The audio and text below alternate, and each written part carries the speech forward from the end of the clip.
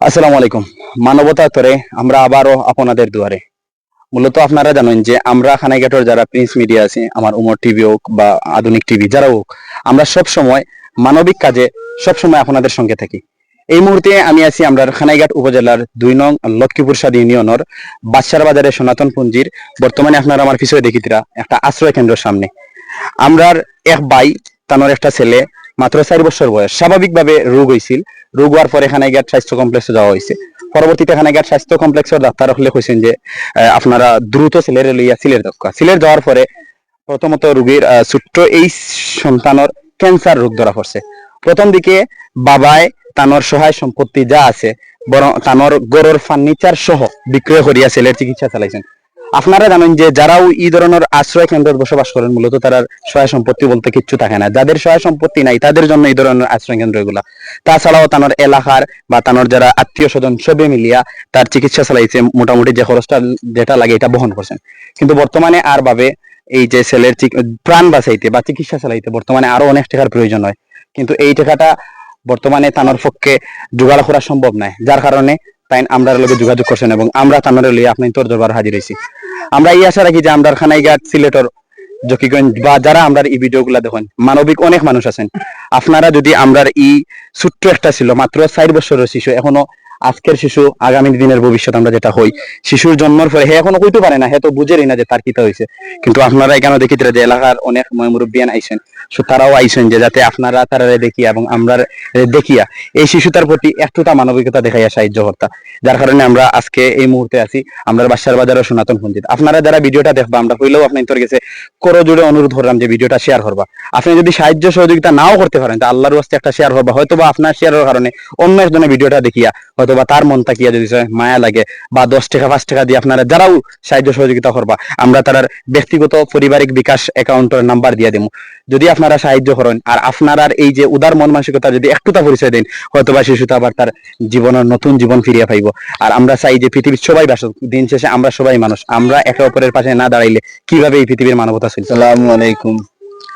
আমি আমার ফুয়া লইয়া বিগত 1 মাস খুব কষ্টের সাথে উসমানী মেডিকেল চিকিৎসাধীন। 15-20 দিন পরে যে সময় ডাক্তারে জানাইছেন যে আমার ফুয়ার ক্যান্সার, তখন আমি খুব ভেঙে পড়ছি। এর আগে মনে হয় চিকিৎসা করতে গিয়ে আমার ঘরের ফার্নিচার যা আছে, মনে হয় আমার যা সম্বল আছে তা চিকিৎসা করতে গিয়ে আমি আমার ফুয়ার চিকিৎসার পিছনে খরচ করছি। করিয়া এখন বর্তমানে আমি নিঃস্ব।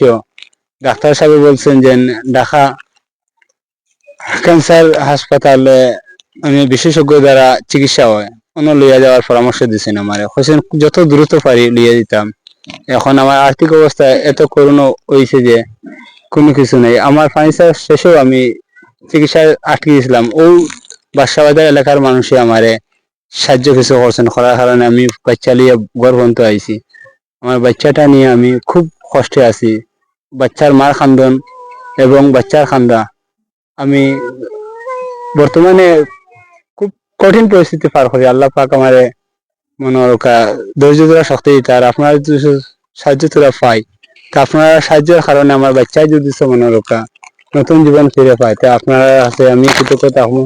আল্লাহ আছে দোয়া করবো আপনারা যেন আপনার আপনারা যারা সাহায্য করবে তারা ফ্যামিলি যেন আল্লাহ তারা সুস্থ রাখুন।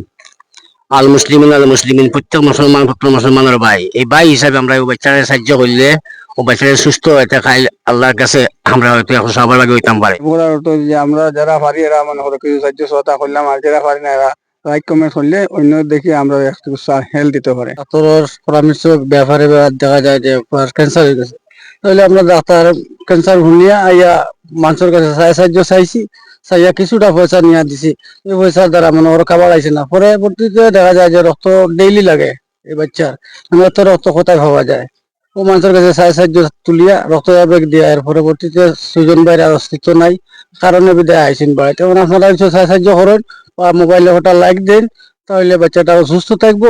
আসসালামু আলাইকুম। পরিশেষে শুধু আপনান্তরে ওটাও হইলাম যে এই ছোট্ট শিশুটার প্রাণ বাঁচাইতে এই মুহূর্তে তার লিয়া ঢাকাত যাওয়া লাগে এবং ঢাকাত ক্যান্সার হসপিটালও ওখানে গেলে তার প্রাণ বাঁচিব, তাছাড়া কোনো উপায় নাই। আর আপনারা যারা বিশেষ করে ভিডিওটা দেখবা দয়া করে ভিডিওটা শেয়ার করবা এবং অন্ততপক্ষে এই ছোট্ট শিশুর বাঁচাইয়া হইলে বা একটু তা মানবিকতার দৃষ্টিকোণ থেকে তাকাইবা। ও আশা প্রত্যাশা কামনা করলাম দিন শেষে মানবতার জয় হোক, মানুষ মানুষের জন্য, জীবনের জন্য। এই যে একটা হতা পৃথিবীতে আছে, যেটা যেটা নিয়ে আমরা সবাই চলি, ও হতাটার বাস্তব প্রমাণ জানি আমরাও ভিডিওর মধ্যে পাই। আপনারা আশা রাখি যে এই ছোট্ট শিশুটার পাশে দাঁড়াইবা। আসসালামু আলাইকুম।